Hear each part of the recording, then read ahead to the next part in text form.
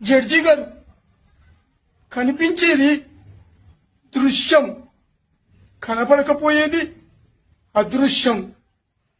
నా తమ్మునికి వరుసగా 6 ఆడపిల్లలు పుట్టారని చివరిగా పుట్టిన ఆడపిల్లను వాడు ఇలా నీళ్లలో ముంచేసి చంపేశాడు. జడ్జి గారు చంపేశాడు. 6 నెలల పసిపాపను నిర్దాక్షిణ్యంగా చంపేశాడు. జడ్జి గారు చంపేశాడు ఆడపిల్ల అని.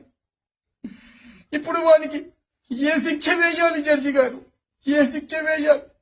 ఆ పసిపాప దేశ ప్రధాని కావచ్చు, దేశ ప్రధానిగా బాధ్యతలు చేపట్టవచ్చు.